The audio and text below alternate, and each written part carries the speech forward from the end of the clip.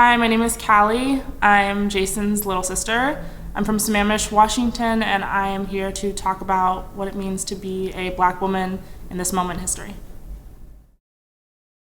The first thing we'll start, I think I want to, ask you is your current experience, how you experience racism, racial inequity in your own unique sphere of your life, how it's impacted you, and how you kind of are seeing this particular moment in history. How is it impacting you, and what's it bringing up for you?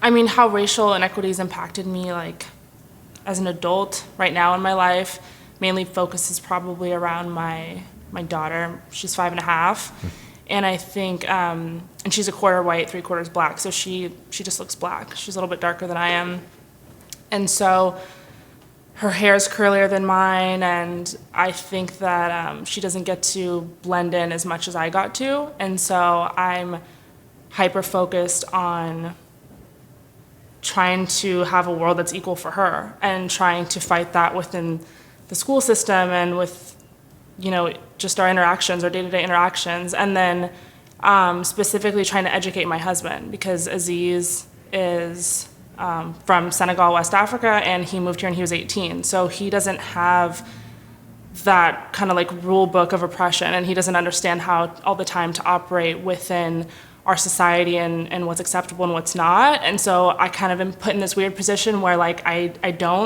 not comfortable and I don't like the inequalities, but I have to make him aware of what they are so he understands how to navigate that and how to survive. And so there's a lot of me having to teach him just unique moments where we live in an apartment. It's hey, we live in an apartment. When you and I get into disagreements, don't raise your voice and yell too loud, because I don't want anybody getting the cops called on them, because that could end in a really dicey situation for you or I, or just different moments like that where I have to kind of teach him you have to be a little bit more guarded in the way that you navigate the world, where you didn't have to be growing up when you were a part of the majority, and life was a little bit just more free for him. So that to me has been really tricky, because it's something that I just struggle with and I don't like, but I want to keep him safe. And so making sure I'm educating him on what that looks like in the US.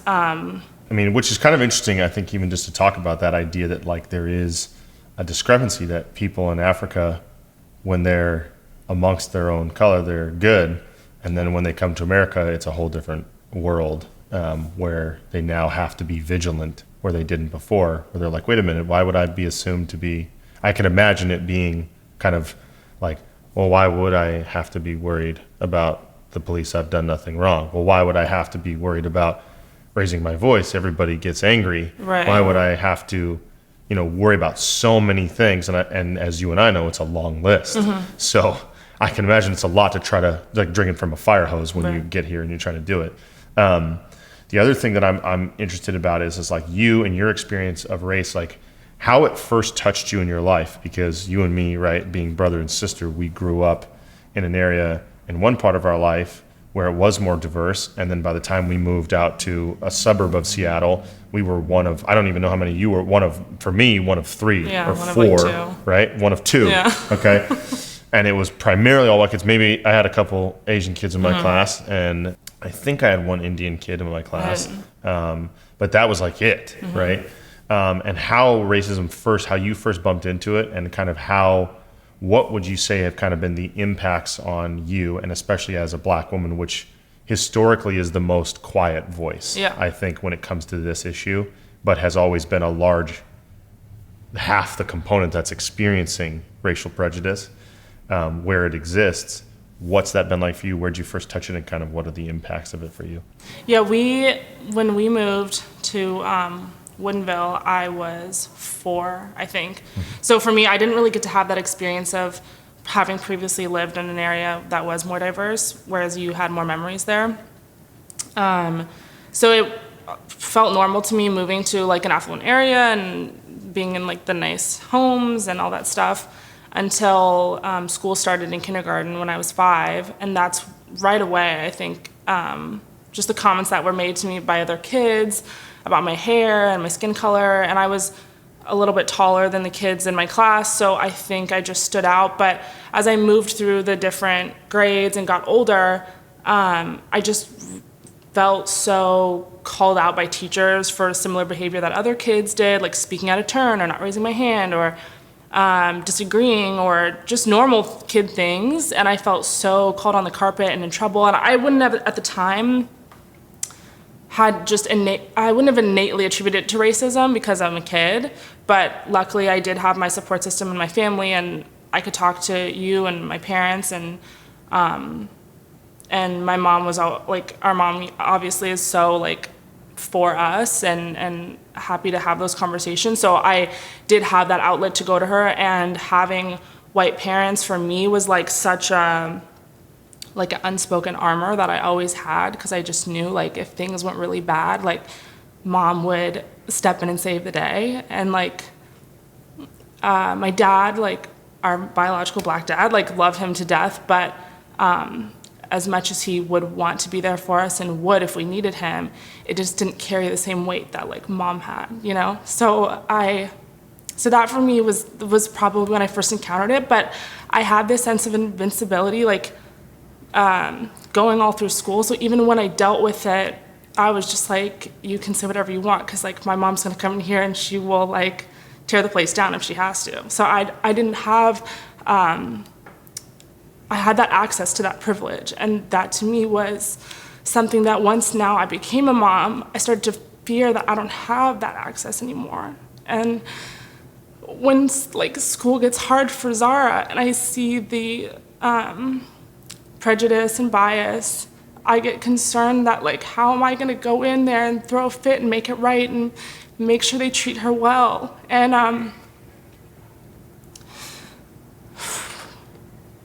I've worked really overtime. Like I'm hyper obsessed with being successful because I want to have that validation of like, I am somebody.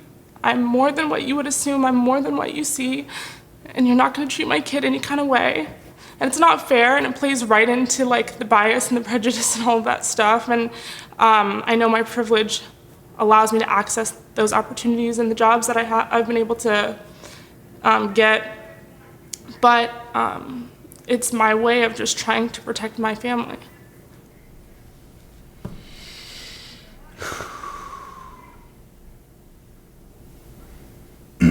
Okay, so the other thing I want to talk about, and why I had you, which by the way, just so you know, you're so fucking brilliant. You're so brilliant. I'm so happy you came and did this with me. The other thing is I want to know, working in the industry of the age, right? And you have a job in the industry of the age, right? Which is tech. Yeah. And I'm curious to know, because I think sometimes what we see in progressive culture is, hey, the new generation's building their engines, right? And for generations before us, maybe it was manufacturing, right? Automotive industry, textiles, fabrication, whatever. And then now the modern era is, it's actually this kind of intangible thing we create. And we look at those kind of futuristic entities and bodies and we go, hey, you know what? They're going to have space for us. Because they're our peers. They're the people we went to school with. We went to college with these kids. We know this world. We're the ones that actually elevated their platforms, right? And brought them into the mainstream. So there's going to be space for people of color, the problems of people of color, and there's going to be greater equity, respect, and regard for the unique plight and difficulties that fall upon Black and brown people, minorities of all kinds, right? Mm-hmm. LGBT community, et cetera, those with disabilities, those from that speak other languages, whatever. You are assuming that. Mm-hmm. And I think I don't work in that industry, and you do, and I'm interested to hear your take, because I think sometimes what we can fall into is the thought that because it's new, it has more room. And I'm not saying I don't know if it does or doesn't, but I know that assumption, I would need evidence to know that that's a real thing. But that's oftentimes what's communicated, and I'm curious to hear your take on what you experience at your job, what working life is like for the person who is well-educated and Black, hardworking, and in the newest technologies, and the newest spaces of social and working culture. What does that feel like for you? And do you feel there's space for that part of who you are? I do feel like with tech, I've had several jobs in tech, and the cool thing is you're working for people, like you said, that you went to school with, that we went to school with. And they're closer in age to you, they're a little bit younger, they're a little more liberal. We live in Seattle, so that's kind of like, that's my perspective, is being in Seattle working in tech.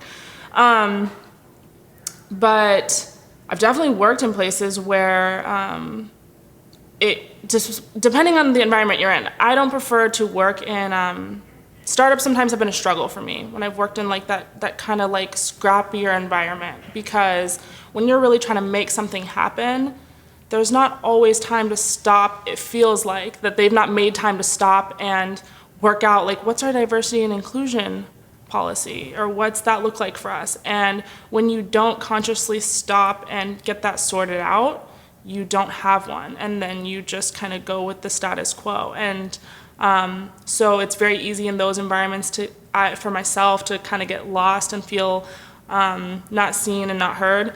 And I had last year when I was job hunting, I went to Afrotech, which is one of the largest Black conferences for people in tech.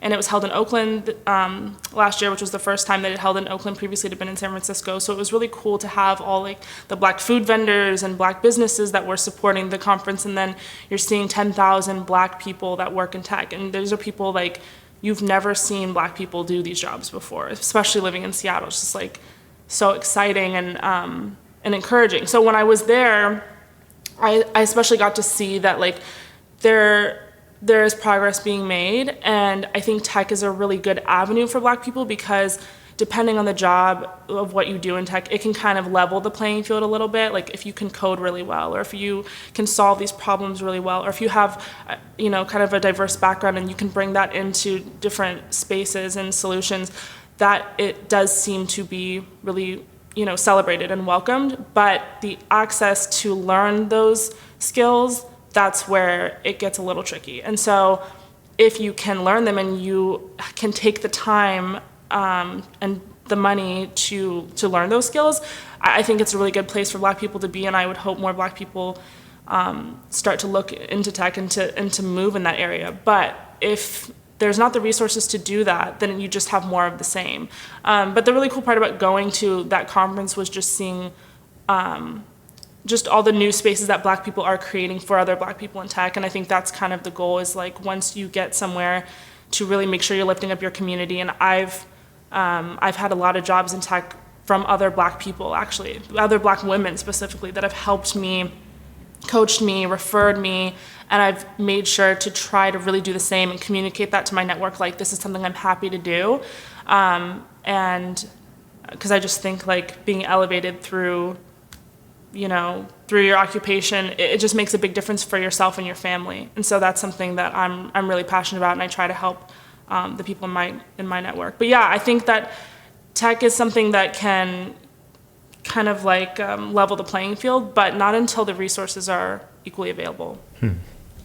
So it just sounds like the pieces are, it could work, and what you are still fighting, which I think Black people have been fighting for a long time, is the way education serves the Black community to put them in places to achieve and succeed. And if those areas were served well and kids were given those avenues, then you could expect much better outcomes, more diverse workforces, and better opportunities for Black folks in general. Yeah, and I had talked to somebody in the middle of that job hunt, and they were a Black professional like in tech, and they were saying that go where you're celebrated, not tolerated, which is like a common saying that you hear people say.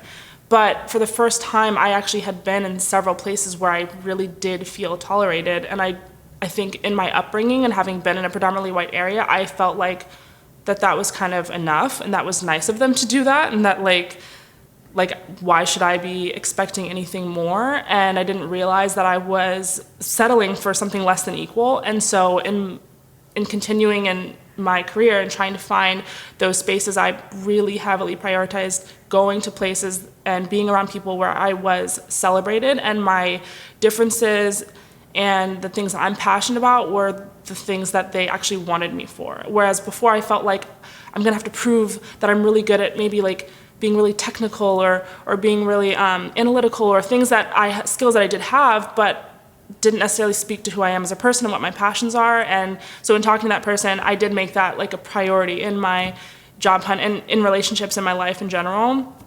And it's really actually helped to make my life just more enjoyable. It doesn't mean that you're not going to struggle to find those spaces and to like break free of some of those relationships where you're realizing that you're only being tolerated and not celebrated, but the end result's worth it. So. Okay, so you're in this moment in history now where we've always been, I would say, in our family, racially conscious. I can't say that we are activists, that we have been activists before, but we have been racially conscious. We've certainly spoke up. Right. And, I remember doing speaking of Martin Luther King, assemblies in, junior high and high school. So I remember always being tied to it and caring about it and wanting to connect to that tradition and feeling very moved by it. But now we're at a time where the world is in an activist position, where everyone is proclaiming themselves an activist and trying to show up for a cause and stating that we want to change, I think, locally, nationally, and likely globally, even seeing the protests that are taking place in France and Africa, that post you put up of people in Africa with, their energy and their gifts and their abilities and their communities showing up for us. And then, all throughout Europe and South America, and you just see like the world is all of a sudden like, at the back of this movement. And while it has its dissenters, I think this time is super unique. Like I can't even think. It feels to me more like the eras of the great civil rights leaders when there were like enough energy to drag 1 million people to DC. And I'm curious to know for you, how are you experiencing this moment? What's it making you feel? And what do you hope as an individual? What do you hope comes of this? I think I was actually like trying to process this with my therapist, because I feel like a lot of times when these things come up around Black issues, that as a mixed person and as a person that grew up in a white area and benefited so much from white privilege and light skin privilege, that it kind of makes you feel like, what right do I have to be like upset or heartbroken over what's happening when there's people that we know that have it worse than we do, And it was nice talking to her, because she's a Black therapist, and I highly recommend Black people get Black therapists. But I was talking to her, and she was saying that as Black people, we just need to, whether you're mixed or light skin or whatever, or any way that you feel like an outsider sometimes, you need to like allow yourself permission to be sad about it and to feel what that feels like.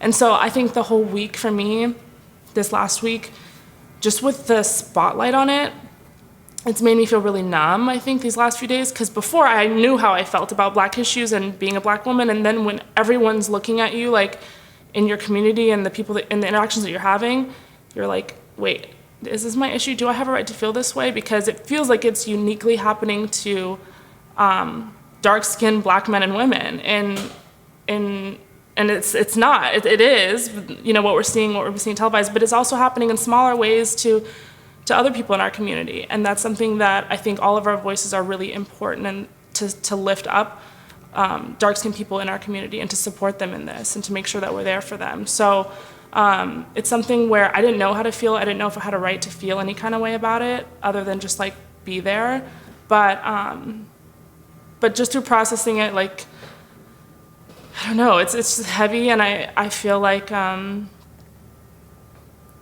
it's just hard to be so vulnerable and so publicly, like, it feels like you're kind of being revealed right now. Like, you want people to support your issues, but then when everyone looks at you and is like, okay, we're here, we're ready to support, ready to show up, you're like, oh my God, It's kind of scary, and it just feels like you're exposed. And you feel like, I really hope they really mean it, and they really want to follow through, and they really want to be there all beyond this. So, and something like with talking to my therapist was like, I think the numbness comes from feeling cynical as a coping mechanism, as self-protection. And it's another reason why I haven't shared what's going on right now with my child, because I feel like ignorance is bliss, and right now she gets to be 5.5 and not know what's going on, and that's a privilege I'm gonna let her have for the moment, because she has so many other days to be sad over this and to struggle with it. But yeah, just like, it's hard to all of a sudden open up when the world's ready for you to open up. It's like, there's so many times we've wanted you to see us and see the issues and to be there for our community, and now you guys are ready, and we're supposed to be, you know, also ready. So, and also in this state where you're ready because something awful's happened, and the Black community's in a state of emotional turmoil and grief, and then you're like, we're watching you now. It's like, you're watching us when we're our most injured, when we're our most wounded. You're here when it's the worst time for our culture and our people. And then you're like, and now we want all this stuff from you. And you're like, we're trying to cope with the wound of watching another innocent person die. And that notion of that experience being like, wow, man, now's the time when, you know, I just really resonate with that feeling of like, you want to watch us when we're in this state. We weren't in this state 6 months ago. We weren't here a year ago. We weren't here years ago when Cap was doing his thing, or when, you know, Obama was doing his thing, or Oprah, or Will Smith, or Jamie Foxx, or you name them. You just go like, we were good then, and now's the time. So there's that weird, like, we definitely have to capitalize, and also shit feels messy. Which I feel like is like such a common like Black story, where it's like, you're absolutely broken down, but okay, this is the time I'll be strong, because like we just got to push the agenda forward, which we do, and it is what it is, you know. And I think, I mean, just even though it's kind of, I mean, just in some ways, as much as I fully get what you're saying and resonate with it, I also realize like so much of what I'm able to do, what we're able to do here now, and this together with these people is as a result of many Black people before us in this same emotional state of brokenhearted, deeply frustrated, angry, and still committed to the long road of making the world a more just place. And if that means I have to hurt while I'm doing it, which is, I also think, where those terms of Black people being strong, that notion of Black strength comes from, is like, because we know how to walk forward in the midst of pain. You know, we know how to be in a grieving state and keep grinding. And that's something I'm so also, in another way, as much as it's hard, like you said, and vulnerable and frustrating that this is the time, I'm also in another way deeply proud that that's my tradition, and that's what we're kind of made of. So it's cool that you said that. I am curious, one other thing, which is just before you go, if there's anything else you want to talk about or articulate about your experience with race, your experience with oppression, your experience of how you feel as a Black woman in the world, as a mother or a wife, or if there's anything for you that you want to relay or at least get off your chest or express, I want to at least make the space for you to do that. No, I'm happy to be here. I'm glad I got the opportunity to talk about it, and I do like to acknowledge like the privilege that we have in getting to do this, like you kind of mentioned as well, just because there's a lot of other ways to show up. This is one of many other ways that we're showing up and that we want people to show up, and I think that's the part that I struggle with in coming today, was like, who cares what I have to say, you know what I mean? But if it, like we said, if it moves the agenda forward, then I'm happy to be here. Thank you, dude. Thanks.